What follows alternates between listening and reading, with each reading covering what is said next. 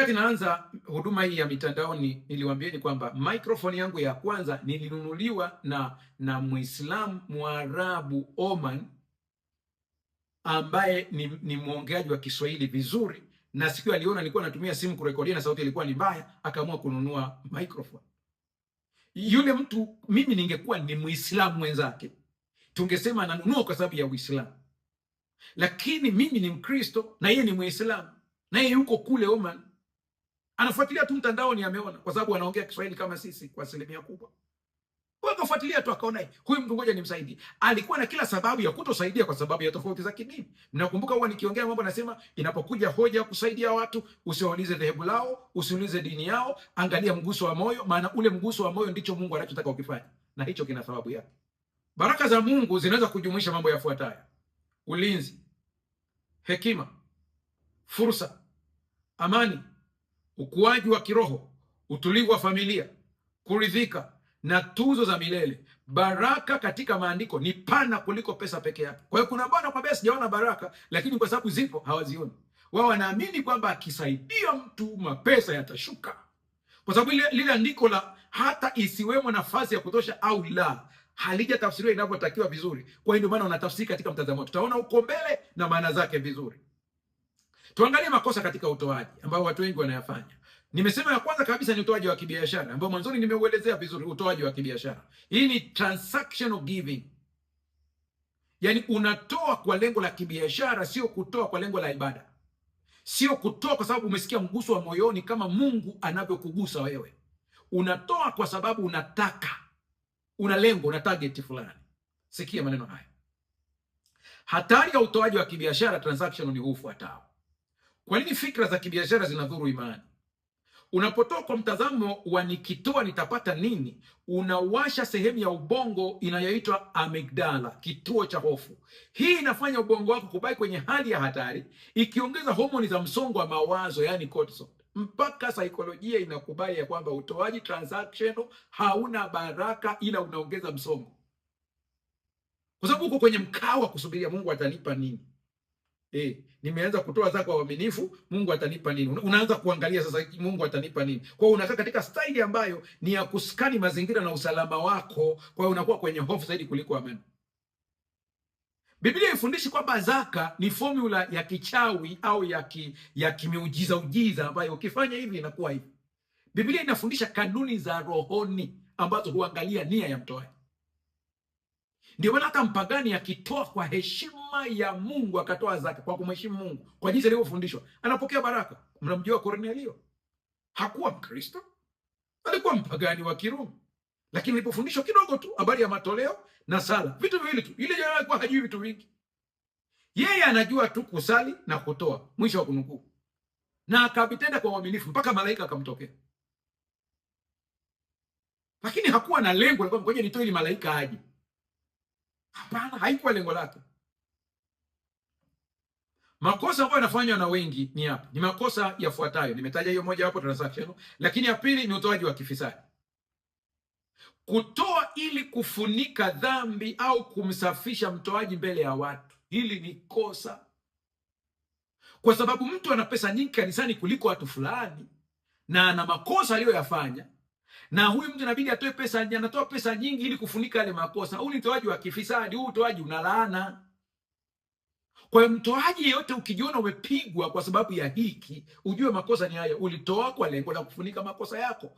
Malizana na Mungu kwanza. Tubu mbele za Mungu, na kama kuna watu uliowakosea waombe msamaha, sadaka yako inakuwa safi. Kwenye kitabu cha Samueli wa kwanza 15:22 Mungu anataja hili. Naye Samueli akasema, je, Bwana huzipenda sadaka za kuteketezwa na dhabihu sawasawa na kutii sauti ya Bwana? Angalia, kutii ni bora kuliko dhabihu na kusikia kuliko mafuta ya beberu. Ukiendelea kusoma kwenye hilo andiko, nafikiri fungu la 23 kama sijakosea, anasema uasi ni kama dhambi ya uchawi. Kwa usije ukafikiri Mungu anahongwa kwa kutoa hii ili uweze kukava kitu fulani. Malizana na Mungu, na dhambi msamaha wake ni kwa damu ya Yesu, sio kwa pesa wala sio kwa sadaka. Wengine pia wana kitu ambacho ni makosa makubwa, inaitwa utoaji wa mashindano. Kutoa ili kuonekana ya kwamba una kipato kikubwa. ya kwamba alipotaja vile, mimi nitoa kiasi hiki, mimi nikamzidi fulani fulani, aliposema hivi na mimi nikatoa kiasi hiki. Hivyo ndivyo watu wanavyoenda nayo, wanaenda nayo. Utoaji wa namna hii hauna baraka. Nakumbuka tukiwa pale Parkland, kanisa la Parkland Nairobi, wanakumbuka vizuri siku ile ambayo tunachangia kanisa, tulisema kila mmoja atoe kutoka moyoni kwa jinsi anavyosukuma. Watu walitoa, na bado watu wa Parkland, kwa kuwa najua mnanisikiliza, ninarudia tena kuwahimiza wote waliotoa zile ahadi zao, timizeni ahadi zenu kwa uaminifu kabisa. Lakini kitabu cha Mithali sura ile ya Matayo sura ya 6 fungu la 3 mpaka la 4 anasema, Amin nawaambia, wamekwisha kupata thawabu yao. Bali wewe utoapo sadaka, hata mkono wako wa kushoto usijue ufanyalo mkono wako wa kuume. Sadaka yako iwe kwa siri, na Baba yako aonaye sirini atakujaza. Angalia hiki anachokisema hapa. Watu wengi waliposoma ile andiko wakasema basi haitakiwi hata tuweze kuandika zile, mnapo makanisa yako tofauti, lakini najua Lutheran na Wasabato wana kastaili fulani kanafanana kwa kutolea kwenye bahasha. Kwa hiyo bali nakwambia usiandike kwenye bahasha, maana inatakiwa mkono wako usione. Kama unaitafsiri literally kama mkono, basi wakati ulipokuwa unatoa ile sadaka, jicho hili liliona, akili lijua, na kama akili lijua, basi na huku pia upalijua. Anachoongelea mkono, anamaanisha usifanye sadaka kuwa matangazo. Hiyo ndio ilikuwa maana. Nilikwambia mwanzoni, maandiko yanatumiwa katika lugha ya kiroho, lugha ya fumbo. Unapoitazama vizuri kanuni ya utoaji wa zaka kwenye Agano la Kale jinsi ilivyowekwa, utagundua kwamba kwanza kabisa, msije mkachanganya mafaili hapa. Utoaji wa zaka hauhusiani na agano au agano la Musa, Mosaic Covenant. Haina uhusiano. Wakati agano la Musa linapokuja na Torati inapokuja, imekuta zaka ipo. Kwa mtu yeyote ambaye anaongelea habari ya agano jipya, asije akaiweka zaka katika vitu ambavyo viliondolewa katika agano jipya. Na watu wao wanachanganya sana. Kuna vitu havijabadilishwa na maagano, wanataka wavifanye vibadilishwe na maagano. Agano la Musa halikuwa ndilo liloleta zaka. Zaka ilikuwepo hata wakati wa Ibrahim. By the way, baadhi ya watafiti wanasema hivi, zaka imeonekana hata katika ibada za kipagani. Kwa hiyo walikuwa nayo hata wao huko nyuma kabisa. Kwa ni kanuni ya asili. Sasa inakwendaje? Wakati Mungu anamwelekeza Musa namna ya kutoa zaka ili awaelekeze Waisraeli, aliwaambia kwamba sehemu ya 10 hiyo inaitwa zaka. Na anasema wakati huo, kwa sababu ile jamii ya kifugaji, akawaambia utawahesabu wanyama wako. Katika muktadha huo wanyama, sasa utahesabu wanyama wako. Anasema yule wa 10, kila apitaye chini ya fimbo wa 10 ni wa kwako. Hebu angalia jinsi ilivyo. Kwa hiyo 1, 2, 3, mtu anahesabu, haendi kula, anahesabu kabla hajala yeye. Akifika yule wa 10, pap, anaweka pembeni, ni zaka. Chunguza vizuri hicho kitendo. Unaweza ukadhani kwamba Mungu amesema ujitangulize wewe, lakini kiukweli hajasema ujitangulize wewe, amesema umtangulize yeye. Kwa sababu angalia, nakwambia, kabla hujala unatakiwa ufanye nini? Kabla hujala wale ng'ombe wako, kabla hujala wale kuku, anasema ufanye nini? Anasema hesabu. Utakapohesabu katika wale kuku, yule wa 10 ni zaka, ni wa kwangu. Umeona jinsi ninavyokwenda? Kwa anayepewa kwanza wa kwake ni nani? Ni Mungu, ndipo uje utumie. Lakini tunachofanya wakati mwingine tunatoa mabaki. Baada ya kutumia, tumeshakula, ndipo nasema jamani, hivi hatuna sadaka leo kabisa hapa. Hakuna jamani. Sasa toa tu yoyote. Kwa tayari wewe umebonyeza button ya C. Unataka kwenye screen ipaandikwe B. Na unagoma kabisa. Mbona ndio sijaona C? Umebonyeza wapi? Tofauti iko hivi. Turudi fungu la 3. Ikawa hatimaye Kaini akaleta mazao ya ardhi, sadaka kwa Bwana. Simple, mazao ya ardhi, sadaka kwa Bwana. Hayana sifa yoyote, ni mazao ya ardhi, mwisho wa kunukuu. Muone mwenzako katika sura ya 4 fungu la 4. Habili naye akaleta wazao wa kwanza. Umeona sifa? Hakusema tu wazao, anasema wazao wa kwanza. Umeona ile mabaki sasa? Yuyu mwingine alitoa mabaki, huyu anamtanguliza Mungu. Wale wazao wa kwanza wote akasema hawa. Mnakumbuka tulisoma andiko lisema mheshimu Bwana kwa malimbuko, kwa mali zako na kwa malimbuko ya mazao yako. Na baadhi ya watu wamekuwa wanauliza, mchungaji, sadaka malimbuko ni ipi? Sadaka malimbuko ni zao la kwanza la kitu chako. Kwa wale ambao ni wakulima, malimbuko ni yale mazao ya awali yanayotoka mwanzoni yale. Kabla hujaonja uone kwamba haya mahindi yakoje, anasema yale mahindi ya awali ndio malimbuko, ndio mazao ya kwanza. Yale ni sadaka, sio zaka, ni sadaka. Unapeleka wewe, kama una ng'ombe wako, ule uzao wa kwanza ule, unaona wamezaa uzao wa kwanza ule, unaitwa sadaka. Malimbuko ni yale mazao ya kwanza yale. Kama ni mshahara wako wa kwanza wakati umepata kazi, yaani ndio malimbuko haya. Sasa usije ukaniambia sasa, kama nimechukua ile malimbuko alafu baadaye nakuja tena kuhesabu na zaka tena. Huyu Mungu ndiye aliyesema, sio Mbaga, ni Mungu. Kwa sababu ni Mungu amesema, yeye ukaamua kumtolea Mungu malimbuko, toa malimbuko, alafu kuja tena utoe zaka katika mahesabu yako, ndipo ghala zako zita. Lakini usitoe kwa lengo ila toa kwa lengo la ibada, la kumheshimu Mungu. Kwa hiyo tofauti, ukiangalia Abeli na Kaini wanatoa vitu tofauti kabisa. Kaini alileta idadi, lakini Habili alileta ubora. Tofauti haikuwa kwenye bidhaa pekee, bali kwenye imani. Ndio maana kwenye Waebrania sura ile ya 11 fungu la 4 inasema hivi, utaisoma tu kwa kwa imani Habili. Lakini Waebrania 11 fungu la 4 inafanua kuwa Habili alitoa kwa imani, Kaini alitoa muamala, alileta kile alichohisi kinafaa bila unyenyekevu wa dhabihu inayowakilisha Kristo. Baadhi leo wana wa Kaini wanatoa mabaki au wanatoa kisheria bila kuisalimisha nafsi zao kwa mwenye enzi. Ibada, unapoenda kutoa sadaka, usitoe sadaka kama kanuni ya kawaida ya kanisa lako. Nenda kama unavyomwabudu Mungu. Ni wakati wa sala ya moyoni, ni wakati wa kuomba ndani ya moyo wako, ni wakati wa kuongea na Mungu wako, maana ni wakati wa ibada, ni eneo la kukutania.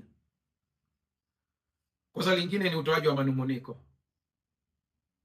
Utoaji wa manunguniko. Baadhi ya watu wanatoa huku mioyo yao ina manunguniko. Wanatoa kwa lazima, sio kwa kupenda.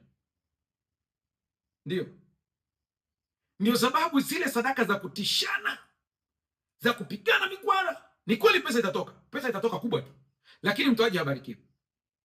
Kwa sababu kanuni inagoma. Kanuni inakwambia mtu atoe kwa hiari, atoe kwa furaha, atoe kwa moyo uliokunjuka. Lakini akitoa kwa sababu anaogopa, ametishiwa, milango imefungwa, watu wameambiwa hakuna kutoka hapa mpaka mtoe, wanatoa ili watoke, lakini hawatoi kwa ajili ya kumwabudu Mungu au kuguswa na kazi ya Mungu ambayo inatakiwa. Lakini mtu anayetoa kwa manunguniko ni msongo anaongeza. Hebu tuangalie sayansi kidogo. Ukarimu unaobadilisha ubongo, hiyo ni tafiti za kisayansi. Utoaji wa imani huwasha mfumo wa neva wa utulivu, ukipunguza cortisol na kuachia oxytocin, homoni ya uaminifu na uhusiano. Hii inasaidia ubongo kuelewa kuwa ukarimu ni salama na wa asili. Nenda ukajaribu hili jambo. Nenda katoe kwa furaha. Furahia kuwa baraka kwa mwingine. Furahia kuwa baraka katika kazi ya Mungu. Furahia kuwa baraka katika kubariki wengine wanaopata shida, wanaohuzunika. Uwe sehemu ya baraka. Utaona jinsi ambavyo utakuwa na furaha. Kitabu cha Counsels on Stewardship ukurasa wa 196 anasema, Mungu haangalii kiasi kinachotolewa, bali anaangalia upendo unaochochea zawadi hiyo na uaminifu wa mtoaji. Umeona inakwenda pale pale, nimekuambia kinachoangaliwa nini, kilikusukuma ukafanya. Na pale mwanzoni nimeelezea kila mtu na msukumo wake, ili uweze kuelewa ni msukumo upi una baraka, ni msukumo upi. Nimekuambia kama unatoka kwa lengo la ibada, kama unatoka kwa vile umeguswa na jambo, umehuzunishwa na watoto yatima ambao hawana nguo, ukaamua kuwasaidia, ila sio ili watu wakuone kwamba wewe unatoa. Umehuzunishwa unapoona watumishi wa Mungu wanateseka wanapofanya kazi, ukasema hapana, lazima nitawaunga mkono watumishi wa Mungu, hawezi kuteseka kile. Umeguswa, na wakati unapotoa unakuwa na furaha ndani ya moyo wako. Kwaya inasafiri mahali, ukasema nitawaunga mkono, gari basi leo nitajaza mafuta. Unafanya vile kwa furaha, sio ili kwaya wakuone kwamba unatoa alafu wakuchague kuwa kiongozi. Unafanya kutoka moyoni kabisa. Anasema Mungu anafurahishwa na mtu wa namna hii. Hebu tuangalie kidogo habari ya Malaki. Mungu anataka watu wake wamrudie yeye kwanza. Hicho ndio kitu cha kwanza. Kitabu cha Malaki ukisoma, kabla ya kukimbilia kule ghala zitajaa, anza kwanza, Mungu anasema nirudie. Kwa hapa Mungu anaongea na watu ambao anawaambia mmeniacha, rudini. Aelewa huu muktadha kwanza. Rudini, nirudieni mimi. Kwa kabla ya utoaji wa aina yoyote, mrudie Mungu, muone Mungu. Nakumbuka nimekuambia, ukitoa zaka yako ujue kwamba unamwabudu Mungu. Ukitoa sadaka, toa kwa lengo la kumwabudu Mungu. Unaposaidia yatima, saidia kwa lengo la kumwabudu Mungu. Unapounga mkono wa injilisti, wachungaji, watumishi wa Mungu katika jambo lolote lile, unawasomesha shuleni, kuna ambao wanasoma shuleni kule kwenye vyuo, unawasapoti ada, lengo lako wewe ni huyo Mungu. Huyo Mungu ndio unamtazama. Mungu namsaidia mtumishi wako na kuabudu wewe Mungu. Mtumishi wako asome kule Bugema, mtumishi wako asome kule Baraton, mtumishi wako asome, lengo lako ndio hilo, na Mungu kwa ajili yako wewe Mungu. Hiyo ndio lengo lako hilo. Na unapotoa ile sadaka, kama unaweza kuomba kabla ya kuitoa, kabla ya kutuma ile ada, unaomba kabla ya hamjamnunulia mchungaji wenu usafiri, unaomba. Huwezi kununua wewe kama wewe, lakini unaamua kuchangia. Amekwambia ni milioni 20, wewe una 10,000. Usijisikie mnyonge kwa sababu ya 10,000 yako. Kuna mwingine ambaye yeye Mungu kwa baraka zake alizompa, Mungu anataka atoe milioni 5. Hamwezi kudaiwa, sawa? Kwa wewe mwambie Mungu, nina 10,000 na mimi natamani katika hicho kitu, na Mungu, lengo ni Mungu, lengo ni Mungu, utaona matokeo yake. Kitabu cha Malaki sura ya 3 fungu la 7 anasema, tokea siku za baba zenu mmegeuka upande, mkayaacha maagizo yangu, wala hamkuyashika.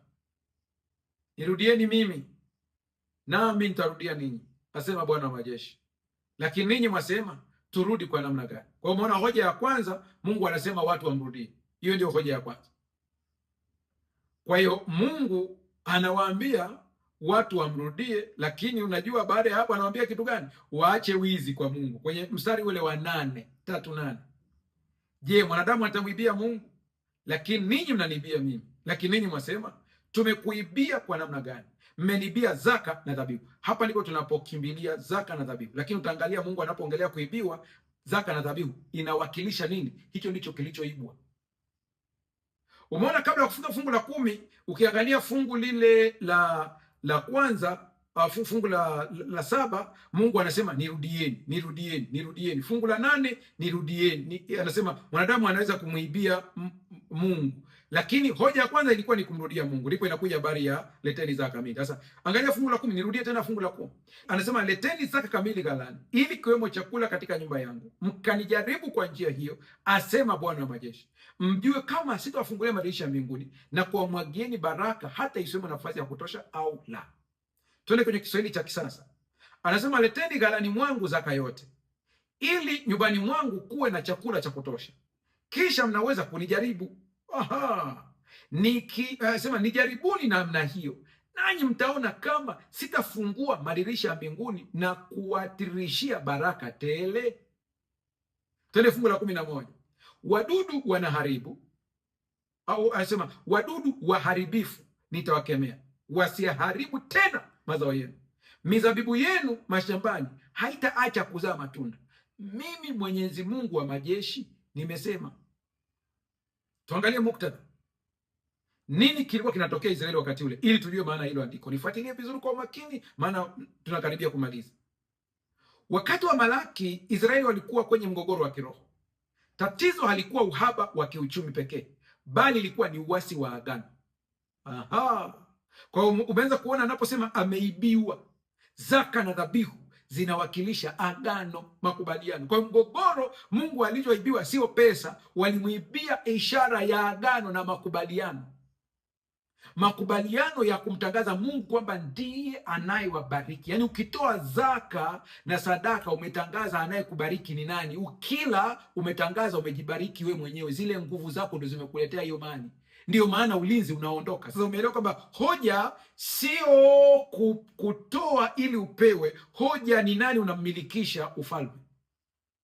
Tuendelee kusoma. Wale ambao mnafuatilia kwa njia ya television mtaona hizo slides ambazo hizi niliamua nitazisoma direct. Twende vizuri. Watu walidhani kuwa kujiwekea akiba na kutoitolea kazi ya Mungu kungewapa usalama, lakini matokeo yake yakawa ni uhaba na kukosa baraka. Israeli walikuwa kwenye hali ya uasi wa agano. Hii ni Seventh-day Adventist Bible Commentary volume ya 4, kitabu akielezea Malaki. Anasema hii inabainisha kuwa kuzuia zaka ilikuwa ni dalili ya nje ya ugonjwa wa ndani wa kutokuamini. Umeshaanza kuona wamemwibia Mungu nini? Wamemwibia Mungu trust. Wamwibia Mungu imani, ilikuwa ni ugonjwa wa kutokuamini. Wamemwibia Mungu haki yake, wamemtoa Mungu kwenye nafasi ya ulinzi, wakajiweka wao. Kwa unapotoa zaka unasema sio mimi bali ni wewe unayenilinda. Unapokula unasema mimi ndiye naweza kulinda mali zangu mwenyewe, nimezitafuta mimi mwenyewe, acha nini.